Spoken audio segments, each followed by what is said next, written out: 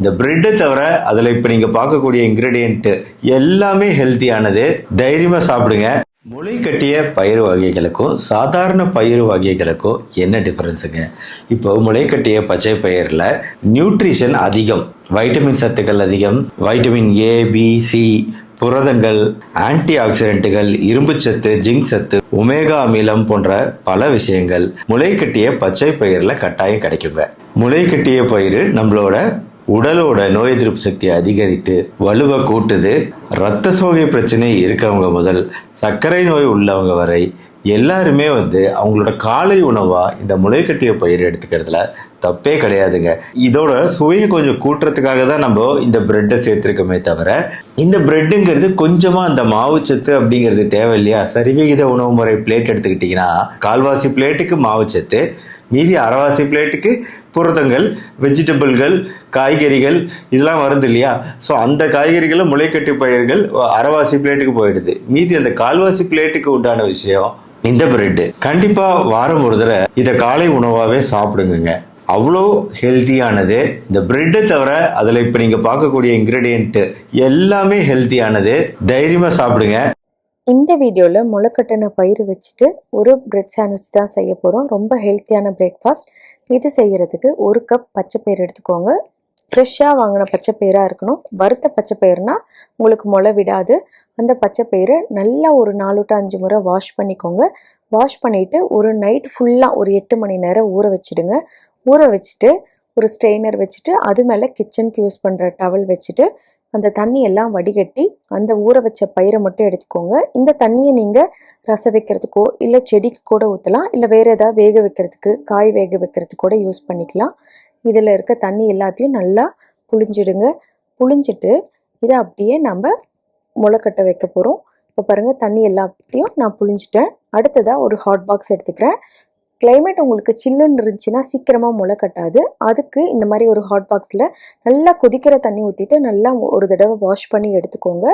Wash பண்ணி எடுத்துகிட்டு அந்த சூடு இருக்கும், அதுலேயே நம்ம அப்படியே கட்டி வச்சுருக்கோம் இல்லைங்களா துணியில், அதை கொஞ்சம் நல்லா பரவலாக வச்சுக்கோங்க. ரொம்ப டைட்டாக வேண்டாம். அதை அப்படியே வச்சுட்டு அப்படி மூடி வச்சுடுங்க.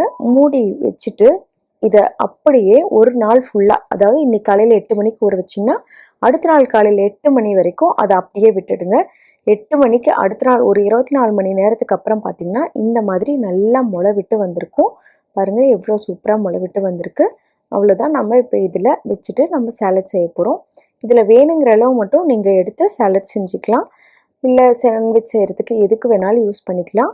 மீதியை அப்படியே எடுத்து உள்ளே வச்சுக்கோங்க. ஃப்ரிட்ஜில் வச்சிட்டிங்கன்னா ஒரு 2 to 3 நாள் நல்லாயிருக்கும். எப்போல்லாம் வேணுமோ நீங்கள் அப்போ எடுத்து யூஸ் பண்ணிக்கலாம். இப்போ நான் வேணுங்கிற அளவு சாண்ட்விச்சுக்கு எவ்வளோ வேணுமோ அந்த அளவு பயிர் மட்டும் எடுத்து தனியாக வச்சுக்கிறேன். வச்சுட்டு மிச்சத்தை நான் இதை ஃப்ரிட்ஜில் வச்சுக்க போகிறேன். அடுத்ததான் இதுக்கு ஒரே ஒரு பெரிய வெங்காயத்தை நல்லா பொடி பொடியாக கட் பண்ணி எடுத்துக்கோங்க. வெங்காயத்தை கட் பண்ண வெங்காயத்தை இதில் போட்டுக்கோங்க. நம்ம பச்சை பயிறு முளை கட்டி வச்சுருக்கோம் இல்லைங்களா, அது கூட போட்டுக்கோங்க. நான் இன்றைக்கி செய்ய போகிற அளவு ஒரு 4 பிரெட் சாண்ட்விச் ஈஸியாக செய்யலாம். இது கூடவே ஒரு தக்காளியை நல்லா பொடி பொடியாக கட் பண்ணிக்கோங்க. அதையும் இது கூட ஆட் பண்ணிக்கோங்க. நான் 2 கை முளைக்கட்டின பயிர், ஒரு பெரிய வெங்காயம், ஒரு தக்காளி எடுத்திருக்கேன். கொஞ்சமாக ஒரு கொத்தமல்லி தழை கொஞ்சம் கட் பண்ணி அதையும் போட்டுக்கிறேன். கூடவே ஒரு கொஞ்சமாக புதினா இலை எடுத்துகிட்டு அதையும் வாசத்துக்காக போட்டுக்கிறேன். போட்டுட்டு எல்லாத்தையும் நல்லா மிக்ஸ் பண்ணி விட்டுக்கோங்க. அடுத்ததாக நாம் இதில் எலுமிச்சம்பழம் சேர்த்துக்க போகிறோம். எலுமிச்சம்பழம் ஒரு அரை எலுமிச்சம்பழத்தில் கொஞ்சமாக புழிஞ்சா போதும். நான் பாருங்கள் கொஞ்சமாக மட்டும் புழிஞ்சிட்டு மிச்சத்தை அப்படியே வச்சிட போகிறேன். இது கூடவே ஒரு 2 டீஸ்பூன் ஆலிவ் ஆயில் ஆட் பண்ணிக்கோங்க. இது ஆப்ஷனல் தான், வேணால் போட்டுக்கலாம், இல்லைனாலும் விட்டுடலாம். தேவையான அளவு உப்பு போட்டுக்கோங்க. ஒரு 1/2 டீஸ்பூன் மிளகுத்தூள் போட்டுக்கோங்க, காரத்துக்கு தகுந்த மாதிரி. ஒரு 1/4 டீஸ்பூன் மட்டும் போடுங்க, ரொம்ப தேவையில்லை. 1/4 டீஸ்பூன் சீரகத்தூள். இது எல்லாத்தையும் போட்டுட்டு நல்லா மிக்ஸ் பண்ணி வச்சுக்கோங்க. அவ்வளோதான், நம்ம சாண்ட்விச்சுக்குள்ளே ஸ்டஃபிங் ரெடி ஆகிடுச்சு. அடுத்ததாக இந்த சாண்ட்விச்சுக்குள்ளே வைக்கிற சட்னியை ரெடி பண்ணிக்க போகிறோம். அதுக்கு ஒரு கை புதினா எடுத்துக்கோங்க, நல்லா வாஷ் பண்ணி நான் வச்சுருக்கேன். ஒரு கை கொத்தமல்லி இலை எடுத்துக்கோங்க. இது கூடவே ஒரு 4 பல் மட்டும் பூண்டு போட்டுக்கோங்க. நிறைய பூண்டு தேவையில்லை. 2 பச்சை மிளகாய், காரத்துக்கு தகுந்த மாதிரி நீங்கள் 1 வேணாலும் போட்டுக்கலாம். ஒரு அரை துண்டு மட்டும் இஞ்சியை இந்த மாதிரி கட் பண்ணி அதையும் போட்டுக்கோங்க. இது கூடவே கொஞ்சமாக எலுமிச்சம்பழம் புழிஞ்சிட்டு தேவையான அளவு உப்பு போட்டுட்டு அரைச்சிங்கன்னா உங்களுக்கு கொஞ்சம் கூட கலரே மாறாது, அப்படியே இருக்கும் ஒரு 2 to 3 மணி நேரத்துக்கு இந்த சட்னி. இப்போ இது எல்லாத்தையும் அரைச்சி இப்போ எடுத்து தனியாக வச்சுக்கிறோம். இப்போ பாருங்கள் கலரே மாறல, அப்படியே இருக்கும். இந்த கன்சிஸ்டன்சி இந்த மாதிரி கொஞ்சம் ஸ்ப்ரெட் பண்ணுற மாதிரி இருக்கணும். நான் இன்றைக்கி மல்டிக்ரெயின் ப்ரெட் தான் எடுத்திருக்கேன். உங்களுக்கு ப்ரௌன் ப்ரெட் கிடைச்சாலும் அதுவும் நீங்கள் யூஸ் பண்ணிக்கலாம். இப்போ நம்ம அந்த சட்னி எடுத்து வச்சுருக்கோம் இல்லைங்களா, அதை 2 ப்ரெட்லேயும் நல்லா எல்லா பக்கமும் ஸ்ப்ரெட் ஆகிற மாதிரி தடவிக்கோங்க. தடவி விட்டுட்டு நம்ம செஞ்சு வச்சுருக்கோம் இல்லைங்களா சாலட்டு, அதையும் இது கூடவே கொஞ்சமாக அப்படியே வச்சு ஸ்டஃப் பண்ணி விட்டுட்டு இன்னொரு ப்ரெட்டை வச்சுட்டு மூடிக்கிறோம். மூடிட்டு நல்லா அழுத்தி விட்டுக்கோங்க. விட்டுட்டு உங்கள்கிட்ட ப்ரெட் டோஸ்டர் இருந்துச்சுன்னா அதில் ஒரு 2 ட்ராப் மட்டும் 2 பக்கமும் எண்ணெய் ஊற்றிட்டு நல்லா தடவி விட்டுக்கோங்க ஒட்டாத வரத்துக்கு. இதில் இந்த நம்ம செஞ்சு வச்சுருக்க ப்ரெட்டை அப்படியே உள்ளே வச்சுட்டு இந்தாண்ட ஒரு 30 செகண்ட்ஸ் அந்தாண்ட ஒரு 30 செகண்ட்ஸ் அடுப்பில் நல்லா காமிச்சு எடுத்திங்கன்னா நல்லா டோஸ்ட் ஆகி வந்திருக்கும். இப்போ நான் 2 பக்கமும் நல்லா ஒரு 30 செகண்ட்ஸ் வச்சுட்டு நல்லா டோஸ்ட் பண்ணி எடுத்துட்டேன். பாருங்கள் இவ்வளோ நல்லா வந்திருக்கு. ஃபுல்லாக நம்மளுக்கு இந்த மாதிரி டோஸ்டரில் செஞ்சு எடுக்கும்போது பேக் ஆகி வரும். அப்போ நம்மளுக்கு கொஞ்சம் கூட வெளியே வராது. இப்போ கட் பண்ணிவிட்டு நீங்கள் இது கூட அப்படியே சாப்பிட்றதுனாலும் சாப்பிட்லாம், இல்லை இந்த சட்னி நம்ம அரைச்சி வச்சுருக்கோம் இல்லைங்களா, அந்த சட்னி வச்சு சாப்பிட்டாலும் ரொம்ப டேஸ்ட்டாக இருக்கும். ஹெல்த்தியான பிரெட் சாண்ட்விச் ரெடி. இது கூட நான் இப்போ இந்த சட்னி வச்சு சர்வ் பண்ண போகிறேன்.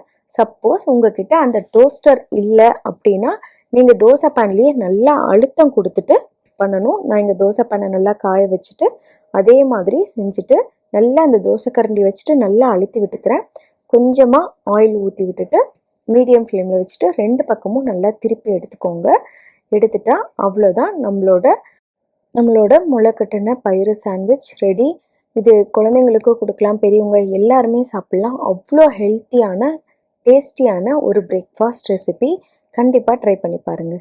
இந்த மாதிரி முளைகட்டிய பயிர் சாப்பிட்றது அப்படிங்கிறது ரொம்ப ஆரோக்கியமானது. நம்மளுக்கு அப்படியே அந்த சத்துக்கள் முழுமையாக கிடைச்சிடுதுங்க. கட்டாயம் ட்ரை பண்ணி பாருங்கள். டேஸ்ட் எப்படி இருக்குன்னு ட்ரை பண்ணி பார்த்துட்டு கமெண்ட் செக்ஷனில் சொல்லுங்கள். இது உடல் எடை குறைப்புக்கு நல்லாவே உதவி செய்யும். என்னோட உடல் எடை குறைப்பு உணவுகளில் இந்த லிஸ்ட்டில் இது இப்போது 6வது இடத்துல இருக்குது. இதுக்கு முன்னாடி 5 விஷயங்கள் உடல் எடை குறைப்புக்கு நான் சொல்லியிருக்கேன். அதையும் நீங்கள் பாருங்கள். இங்கே லிங்க் கொடுக்குறேன், என்ஸ்க்ரீனில் போடுறேன், கீழே டிஸ்கிரிப்ஷன்லையும் கொடுக்குறேன், பாருங்கள். கூடவே உடற்பயிற்சிகள் செய்யுங்க.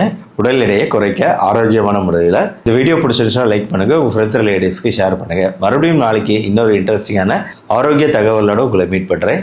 நன்றி, வணக்கம். தொப்பை கொழுப்பு கரைய இன்னைக்கு நான் ஒரு சூப்பரான மதிய உணவு சொல்ல போறேங்க. அதாவது இதுல இல்லாத மூலிகைகளே கிடையாதுங்க. ஆக அம்மான் பச்சரிசி துவையல் ரெடி ஆயிடுச்சு. டேஸ்டா இருக்கு. ஃபர்ஸ்ட் முறுக்குன்னு இருக்கும், அதுக்கப்புறம் ஃபுல்லா அதை கடிச்சு சாப்பிட்றதே கஷ்டமா இருக்கும்.